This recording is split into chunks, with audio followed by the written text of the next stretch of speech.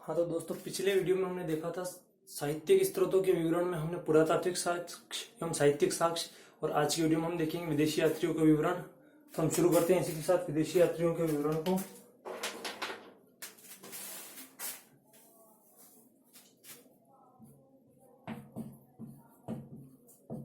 विदेशी यात्रियों का विवरण।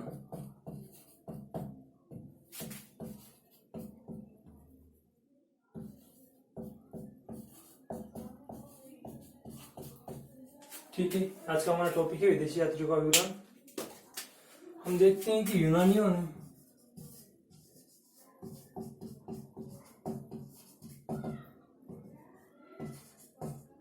(326 ईस्वी पूर्व में भारत पर आक्रमण करने वाले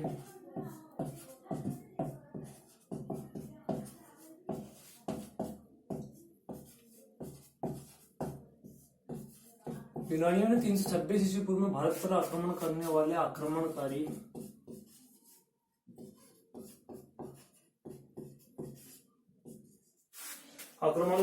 के रूप में आक्रमण करने वाले सिकंदर महान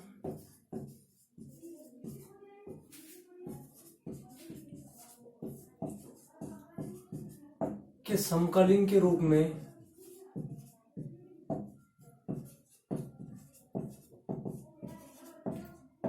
सेंड्रोकोट्टस का वर्णन किया है।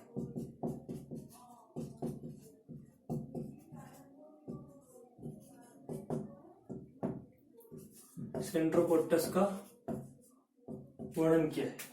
तो हम देखते हैं कि यूनानी 326 ईस्वी पूर्व में भारत पर आक्रमण करने वाले आक्रमणकारियों के समकालीन सिकंदर महान के समकालीन के रूप में सेंड्रोकोट्टस का वर्णन किया है, जो कि चंद्रगुप्त मौर्य है, जो कि चंद्रगुप्त मौर्य है, क्योंकि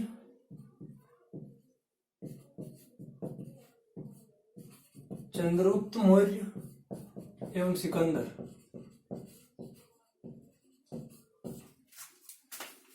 चंद्रगुप्त मौर्य के, तो हम देखते हैं कि चंद्रगुप्त मौर्य के राज्यारोहण एवं सिकंदर के भारत पर आक्रमण की तिथि लगभग समान है। की तिथि लगभग समान है, और यह पहचान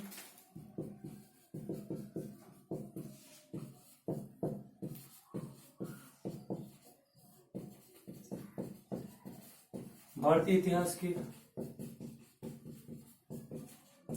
क्रम की मजबूत आधारशिला बनी। ठीक है, हम देखते हैं, और ये पहचान भारतीय ऐतिहासिक क्रम की मजबूत आधारशिला बनती है। इसके बाद देखते हैं हम चंद्रगुप्त मौर्य के शासन में आया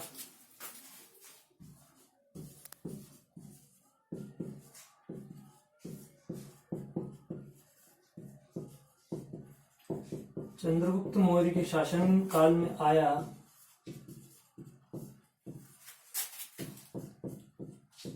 यूनानी लेखक मेगास्थनीज,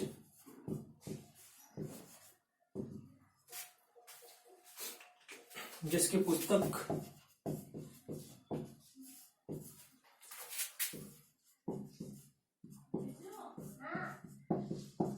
इंडिका है, उसमें सारे ही उद्धरण संरक्षित है,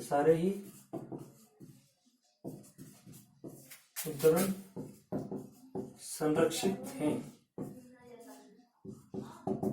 ठीक है, यहाँ तक हम देखते हैं कि चंद्रगुप्त मौर्य के शासनकाल में यूनानी लेखक मेगास्थनीज, जिसकी पुस्तक इंडिका है, इसकी पुस्तक इंडिका है, उसमें सारे ही उद्धरण संरक्षित हैं। तो हम देखते हैं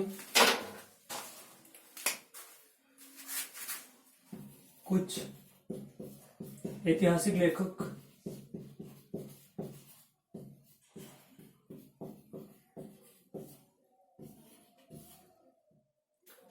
इनमें हम देखेंगे, जैसे फर्स्ट में ले लेते हैं हम हेरोडोटस। इसकी पुस्तक है हिस्टोरिका और इसको हम इतिहास का पिता भी कहते हैं। हेरोडोटस की पुस्तक है हिस्टोरिका और इसे हम इतिहास का पिता भी कहते हैं। उसके बाद और यूनानी लेखक हैं, यह लेखक है यूनानी। उसके बाद अज्ञात लेखक को हम देखते हैं, उसमें देखते हैं हम पुस्तक पेरिपल्स ऑफ द इरिथ्रियन सी। इसमें अरब सागर का वर्णन हमको देखने को मिलता है। लगभग ये पुस्तक है 80 से 115 ईस्वी की। उसके बाद देखते हैं हम अज्ञात लेखक में रोमन व्यापार का देखते हैं हम, हिंद महासागर से व्यापार का देखते हैं हम,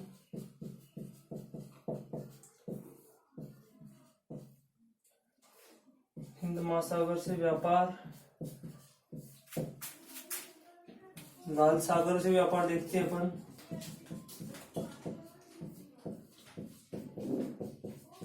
ये आदि वर्णन अपन इसमें देखते हैं। तो पहले हम यहाँ तक देख लेते हैं। इसमें हम सबसे पहले देखेंगे कि यूनानियों ने 326 ईस्वी पूर्व में भारत पर आक्रमण करने वाले आक्रमणकारियों के समकालीन सिकंदर महान के रूप में सेंड्रोकोट्टस का वर्णन किया है। सिकंदर महान के समकालीन सेंड्रोकोट्टस का वर्णन किया है, जो कि चंद्रगुप्त मौर्य है, चंद्रगुप्त मौर्य एवं सिकंदर के आक्रमण की तिथि लगभग समान है। और हम देखते हैं कि यह पहचान भारतीय इतिहास के क्रम की एक मजबूत आधारशिला बनती है। लगभग 326, 322, 326 और चंद्रगुप्त मौर्य की और सिकंदर की हम 323 से 326 ईस्वी पूर्व में हम देखते हैं इन दोनों का वर्णन, तो ये मजबूत आधारशिला बनती है। उसके बाद देखते हैं चंद्रगुप्त मौर्य के शासन में आया यूनानी लेखक मेगास्थनीज, जिसकी पुस्तक है इंडिका। उसमें सारे ही उद्धरण हमको संरक्षित मिलेंगे। सारे उद्धरण मतलब जो बाद में लेखक आए हैं उनका सभी का विवरण हमको इसमें मिलता है। उसके बाद देखते हैं कुछ ऐतिहासिक लेखकों में हम देखते हैं सबसे पहले यूनानी लेखक। तो यूनानियों में मेन लेखक पहले दो देखेंगे, हेरोडोटस, इसकी पुस्तक है हिस्टोरिका और इससे हमें इतिहास की जानकारी मिलती है और इसको हम इतिहास का पिता भी कहते हैं। उसके बाद अज्ञात लेखक की पुस्तक देखते हैं पेरिपल्स ऑफ द इरिथ्रियन सी। इसमें हमें अरब सागर से व्यापार का वर्णन मिलेगा और यह लगभग पुस्तक 80 से 115 ईस्वी की है। उसके बाद हम देखते हैं अज्ञात लेखक में रोमन व्यापार का वर्णन, हिंद महासागर से व्यापार का वर्णन देखते हैं, लाल सागर से व्यापार का वर्णन देखते हैं, आदि देखते हैं। उसके बाद हम देखते हैं इसमें लेखक को एक दो बच रहे हैं, यूनानियों को पूरा कर लेते हैं, जिसमें हम देखते हैं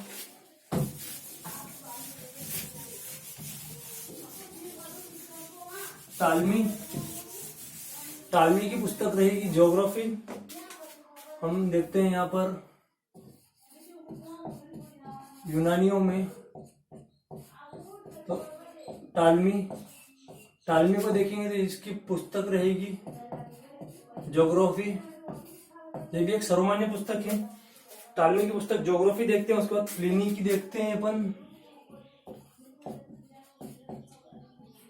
नेचुरल हिस्ट्री।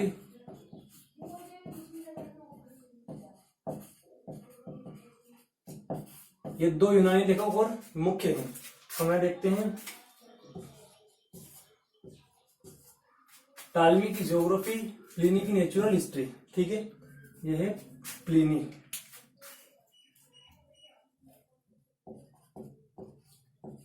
ठीक है, इसकी पुस्तक है नेचुरल हिस्ट्री। उसके बाद देखते हैं हम और लेखकों में चीनी लेखक।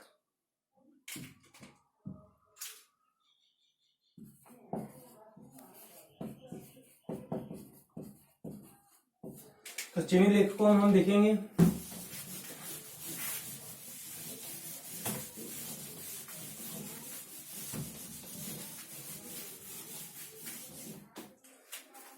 सबसे पहले फायान,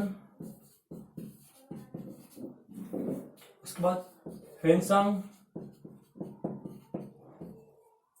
उसके बाद देखेंगे हम संयुग्न या संयुग, उसके बाद देखेंगे इत्सिंग, फायान होता है, हेनसांग होता है, संयुग्न होता है, इत्सिंग होता है, उसके बाद मातवेनलिन, ये भी चीनी लेखक है। उसके बाद देखते हैं चाओजू कुआई,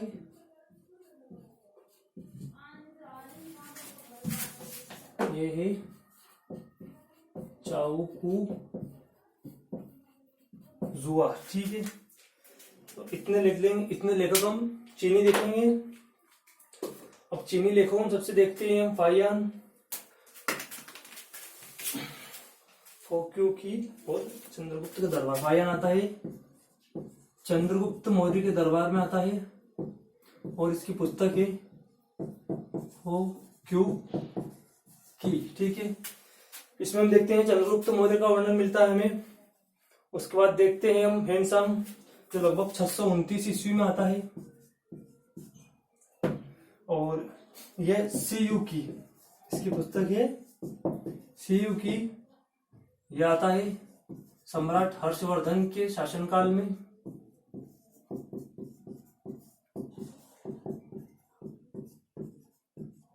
ठीक है, लगभग हम इसको भी इसकी भी लगभग 3वीं से 4वीं सदी देखते हैं। उसके बाद देखते हैं 629 में आता है शिवकी, हर्षवर्धन के शासनकाल में आता है हेनसांग। हेनसांग के बाद हम देखते हैं कि संयुगन आता है लगभग 7वीं, संयुगन आता है 512-13 के समय में, लगभग 512-13, और ये बताता है हमें बिहार एवं आज के बंगाल की राजनीति को, ठीक है। बिहार एवं बंगाल की राजनीति का वर्णन संयुग्न करता है। उसके बाद हम देखते हैं इत्सिंग, 7वीं सदी में आता है और नालंदा विश्वविद्यालय का वर्णन ये करता है। ये करता है नालंदा विश्वविद्यालय का वर्णन। उसके बाद देखते हैं मातवेनलिन, 7वीं सदी, हर्ष का आक्रमण का मातवेनलिन को देखते हैं। ये भी 7वीं सदी में आता है और यह भी हर्ष के आक्रमण का वर्णन करता है। मातवेनलिन को देखेंगे, ये भी हर्ष के आक्रमण का वर्णन करते हैं।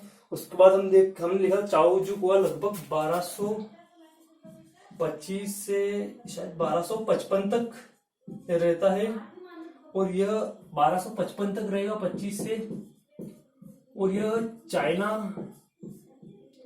और अरब के व्यापार का वर्णन करेगा। यहाँ पर चाइना और अरब के व्यापार का वर्णन करेगा, ठीक है। तो हम देखते हैं यूनानी लेखक 2 और बचे थे, उनमें हम देखते हैं सबसे पहले टालमी, जिसकी पुस्तक है ज्योग्राफी। उसके बाद प्लिनी की देखते हैं नेचुरल हिस्ट्री। चीनी लेखक इंपॉर्टेंट है, तो चीनी लेखक में हम देखते हैं फायान, चंद्रगुप्त मौर्य के दरबार में आता है, और फोक्यू की चंद्रगुप्त के शासन का वर्णन और चंद्रगुप्त के समय का वर्णन करेगा फायान। उसके बाद देखते हैं हेनसांग, 629 ईस्वी में आता है, सीयू की इसकी पुस्तक है और हर्षवर्धन के शासनकाल का वर्णन करेगा।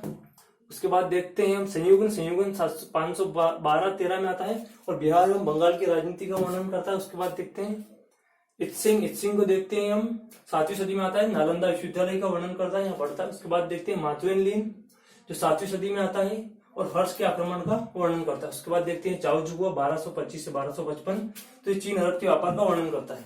इनको अगर हम देखें तो फायान, हेनसांग, संयुगन, इत्सिंग कितने वर्ष रुके हैं इनका, और अभी इनका अगर इतिहास देखेंगे तो और लंबा चौड़ा हो सकता है, लेकिन मुख्य बिंदु के हिसाब से मुख्य इनकी बातें हम देखते हैं, तो ये चीजें हमें इनके मतलब समय में देखने को मिलती है। उसके बाद देखेंगे अब हम अरबी लेखक।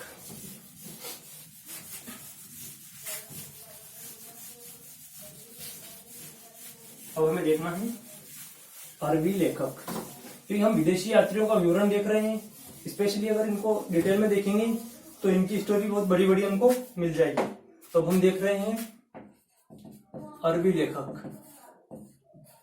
भारत का अरब के साथ भी व्यापार रहा है अच्छा खासा, तो अरबी लेखकों को भी एक बार 2-3 को मुख्य को अपन देख ही लेते हैं। अरबी लेखक में देखते हैं हम अल मसूदी,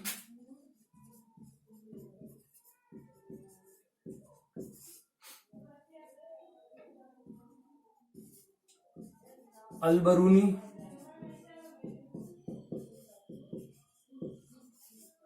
ठीक है, दो तो मुख्य हैं, इसे भी जानते हैं, अल मसूदी, अल बरूनी। उसके बाद इसके बाद देखते हैं हम निरियाकस अनेसिक्रिस्टस जैसे लोगों को तो हम बाद में देख लेंगे। अल मसूदी और अल बरूनी को देख लेते हैं पहले हम दोनों को, उसके बाद बाकी के जो एक्स्ट्रा लेखक है उनको बाद में देख लेंगे। लगभग 941 से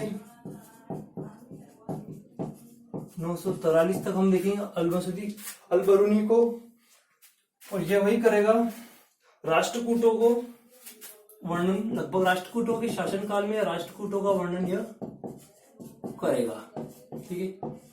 राष्ट्रकूट राजाओं के समय में अल मसूदी अल बरूनी को हम देखने को मिलता है। उसके बाद हम तहकीक ए हिंद, ये पुस्तक है, अल बरूनी लिखता है, और ये अपनी पुस्तक में तत्कालीन भारतीयों की दशा का वर्णन करेगा। उस समय के भारतीयों की क्या दशा थी, क्या स्थिति थी, उसका वर्णन करेगा अल बरूनी, ठीक है। उसके बाद हम देखते हैं कुछ एक्स्ट्रा जो लेखक रहते हैं मुख्य, उनमें हम देखते हैं निरियाकस, ये सब सिकंदर के साथ आने वाले देखेंगे। अनेसिक्रिस्टस,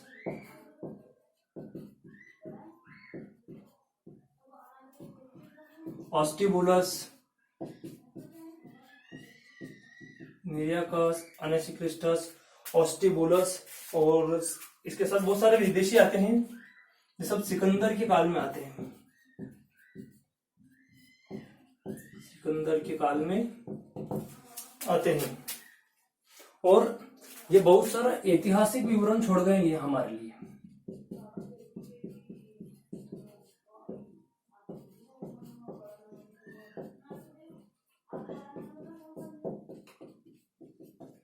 यदि वास्तविकता हम देखें, सटीक इतिहास की जानकारी इनके आने के बाद ही हमें भारत में मिलती है, और बहुत सारे ऐतिहासिक विवरण ये छोड़ गए हैं जो यूनानी, अरबी और चीनी लेखक आते हैं, और ये सिकंदर के साथ आने वाले हैं। ये उसके सेनापति, कोई जल सेनापति, कोई थल सेनापति, कोई उसके साथ सेना में काम करने वाले और मुख्य सिपा सलार हैं, वो लोग हैं। उसके बाद हम देखते हैं अरबी लेखकों में तो अल मसूदी 941 से 943 ईस्वी में आता है, राष्ट्रकूटों के शासन समय आता है और इनका वर्णन करता है। अल बरूनी को देखते हैं, तहकीक हिंद की रचना करता है, इसकी पुस्तक है, तत्कालीन भारतीयों की दशा का वर्णन करता है। उसके बाद ये बाकी सब है सिकंदर के साथ आने वाले, इनको हमने देख लिया है। तो इस प्रकार हमारे विदेशी यात्रियों का विवरण लगभग मुख्य बिंदुओं के साथ यहाँ समाप्त हो जाता है। अगले वीडियो में हम और डिटेल में देखेंगे। आज के लिए इतना ही काफी है।